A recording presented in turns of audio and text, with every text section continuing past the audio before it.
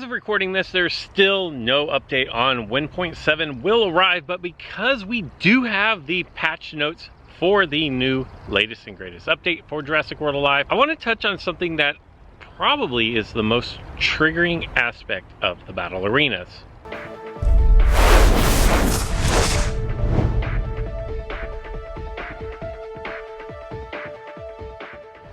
But just so you know, and as you can probably tell, yes, I'm back in a park. I need some TENONTOSAURUS. And I've popped a rare scent capsule because I have two. And I don't really want to even try to get another one. Because when you have two, if you get another one, it goes to waste. Much like the video from last week, my first spawn was a TENONTOSAURUS. And unfortunately, I was shut out from there for the entire 20 minutes. I'm hoping for a non-repeat performance of that. And, you know, all you can do is put yourself in a position to get the DNA that you want. There is no way in this game to guarantee what DNA you want. And that goes for everything. Like, it goes for the strike towers. You're not guaranteed any specific DNA as far as incubators go. Even if you go to the shop and buy them, I don't necessarily think that you are guaranteed. Usually, the variance is wide enough that you could get some of this or some of that, but you're not going to get some of everything. So keep that in mind when you are out and about looking for a specific DNA, that nothing really in life is guaranteed, and that holds true for Jurassic World Alive as well. Now, what I want to talk about for the update 1.7 is battle arenas, and probably something that many people have complained about or been unhappy with, or has just kind of caused people to stop playing in battle arenas completely.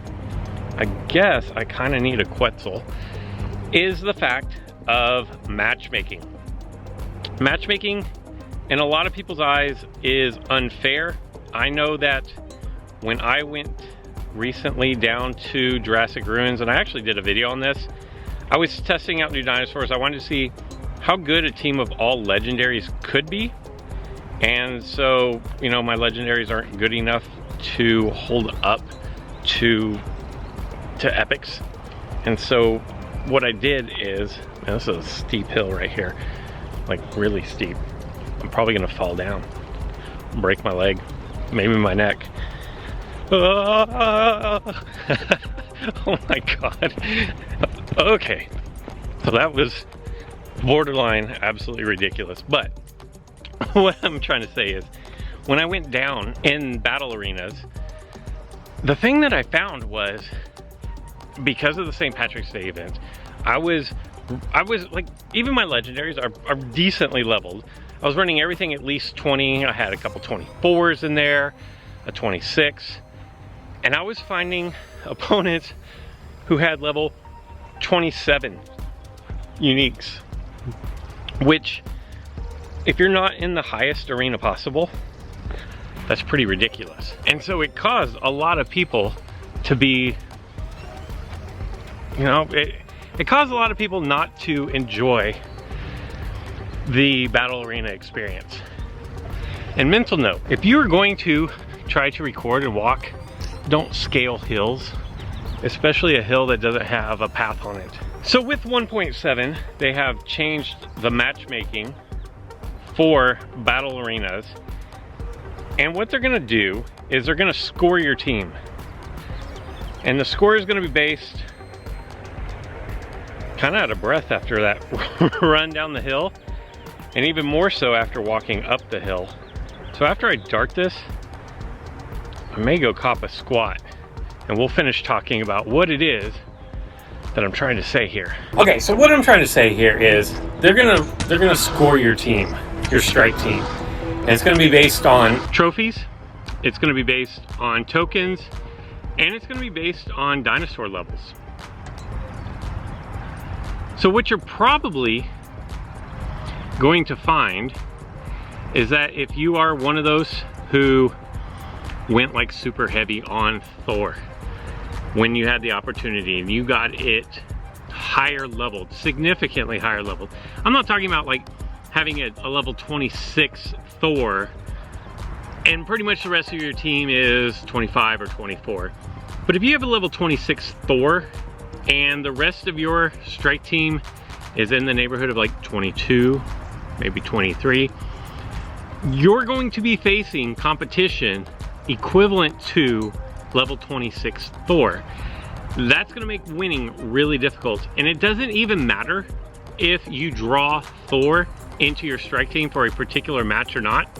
The fact that you have it as an option is going to be counted against you, towards you. It's just going to be counted, and your competition is going to reflect that dinosaur. And while I'm doing a terrible job of moving around, I actually got an epic spawn. It is just a baryonyx, but epic is epic. And off my rare scent capsule, and I think I've had 3 rare spawns. So this has actually been a really decent, it's been a really decent scent capsule, minus my darting ability here. And there we go, now we're back on track. So keep this in mind when you're setting up your strike team. And what it's probably gonna mean is a lot of people are probably gonna find that they're gonna get stomped a lot in the battle arenas. And here's what's gonna happen. People are gonna be salty. People are gonna complain that just because I have a level fill in the blank doesn't mean that I should have to face levels equal to that for all my opponent's dinosaurs. The way you get around that is you level up your team evenly, but then you also should set your strike team as like even levels. So for example, I kind of don't want to move off this screen, but for example, if I look at my strike team, I have a 24, 25, 22, 23, 26, 24, 27, 23.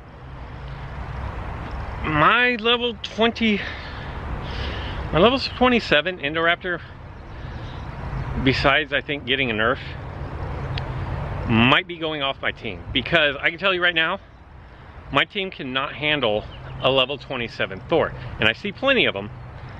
They wreck me. And what I may end up doing is dropping my team. See what I get here. T-Rex Gen 2. Another rare. Not the Tenonto that I'm looking for, but it is another rare. And it is actually part of Tenonto, just not the most rare component of the Tenonto.